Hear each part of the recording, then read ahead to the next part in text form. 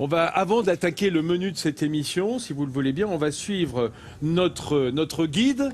Là, on va parler d'une nostalgie, mais d'une nostalgie bien au goût du jour quand même. C'est particulier. Oui, je vous propose de découvrir la cité de Pont-à-Mousson d'une manière originale ce matin à travers un procédé qui s'appelle la rephotographie. Vous allez me dire qu'est-ce que c'est ce truc encore? Alors il s'agit en fait de prendre une photographie dans le but de répliquer des aspects d'une photo mais qui a été prise à une époque différente, donc généralement plus ancienne, hein, c'est plus facile. Mais plutôt qu'un long discours, voyons de belles images plutôt. Trop à gauche. Si Marie, 28 ans, cherche l'emplacement idéal, c'est pour prendre une photo, mais pas n'importe laquelle. En fait, je m'appuie sur une carte postale ancienne et j'essaye de reprendre le même angle de vue que celle-ci. Mais pourquoi reproduire la photo d'une carte postale vieille de parfois plus d'un siècle? Marie est en fait adepte d'un procédé photographique en vogue, la rephotographie. Cette discipline consiste à superposer des photos anciennes à des nouvelles afin de faire cohabiter passé et présent. À l'aide d'un logiciel de retouche photo, je superpose les deux images et par un système de calque, ensuite je détourne les éléments qui m'intéressent. Et le résultat est bluffant. On ne sait plus si c'est le passé qui entre dans le présent ou le contraire. Une demi-journée de travail est parfois nécessaire pour créer ces photos qui sont de véritables petits bouts de poésie. J'ai parfois l'impression d'être un petit peu une petite fée qui, d'un coup de baguette magique, referait revivre des éléments du passé. Et tout en gardant une certaine modernité pour que les gens s'y retrouvent. Refaire vivre le passé afin qu'il laisse une trace dans notre présent, c'est finalement ça le projet de Marie. Et en mêlant ces deux époques, elle fait aussi un travail d'historienne pour éviter que le patrimoine de la ville ne tombe dans l'oubli, comme par exemple pour ces anciennes maisons qui étaient situées sur ce pont. C'est là où mon projet est intéressant parce que ça permet de les faire revivre, de faire prendre conscience et connaissance de tous ces éléments. Et c'est un peu les fantômes de la ville. Du bout de son objectif, elle fiche des morceaux de vie de Pont-à-Mousson. Une image de quelques centimètres pour beaucoup de souvenirs. Des fois, je cherche le petit détail qui, quand on la regardera, fera sourire ou évoquera quelque chose au Musée Pontin.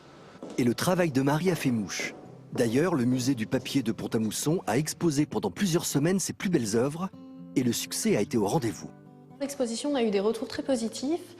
On a eu beaucoup de gens, notamment originaires de Pont-à-Mousson, qui sont venus. Et c'est vrai que ça fait un petit côté Madeleine de Proust aussi, puisque certaines photos donc, ne datent pas toutes du début du siècle. Donc il y a des gens qui ont retrouvé en fait la vue de certaines rues comme ils la connaissaient quand ils étaient enfants. La rephotographie, c'est donc ça. Se souvenir autrement et se dire que le passé peut encore nourrir le présent. Très beau. C'est absolument bluffant. Alors ce qui est remarquable, c'est qu'on peut combiner diverses sources d'images grâce aux plateformes de partage de photographies. On peut, avec les améliorations constantes de la technologie, aller de plus en plus loin. Et je pense qu'on n'est qu'au début de ce nouveau procédé historique qui va permettre... À pas faire sur nous, hein, de prendre des photos de notre jeunesse et d'y coller les photos de maintenant. C'est pas toujours à notre avantage, c'est cruel. Non, c'est-à-dire que ça, pour le moment, ça s'appelle un lifting. Et en attendant, tiens, je voudrais vous montrer des images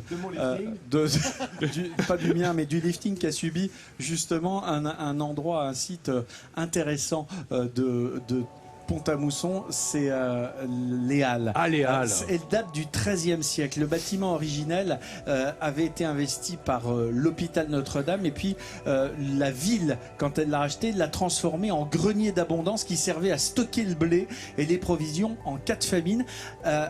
Ça a laissé la place aux Halles un peu plus tard.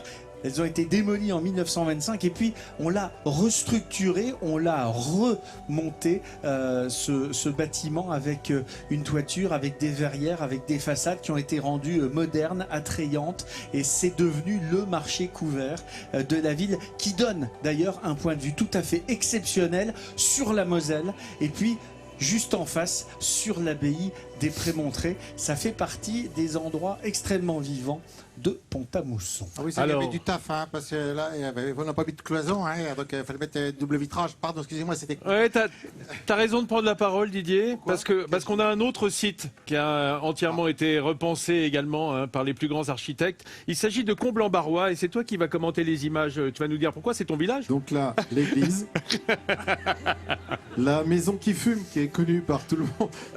Voilà, là, donc c'est un... Ah oui, c'est marrant, oui, c'est vrai, c'est l'église de chez moi. T'as été enfant de cœur, toi, à l'église? Pas ici, j'étais enfant de cœur à Cousse, c'est à côté de D'accord. Dorémy-la-Pucelle. D'accord. T'en as connu? Dorémy-la-Pucelle, je la connais, oui. Voilà, et moi, j'étais un petit peu en dehors du village, donc voilà, bonjour maman. Ah oui, c'est les géraniums de ta maman, ça? Oui, regarde, les chevaux, ça n'est pas bien là-bas? Ah, c'est très beau. Merci beaucoup pour ces images. Merci à France 3. Oui, hein, vraiment, il y a un gros boulot là. Parce que, ah oui, bah tu sais, hein, on a fait quoi? Combien de kilomètres pour aller d'ici? Pas trop. Ouais, c'est juste à côté. On est tout à fait d'accord.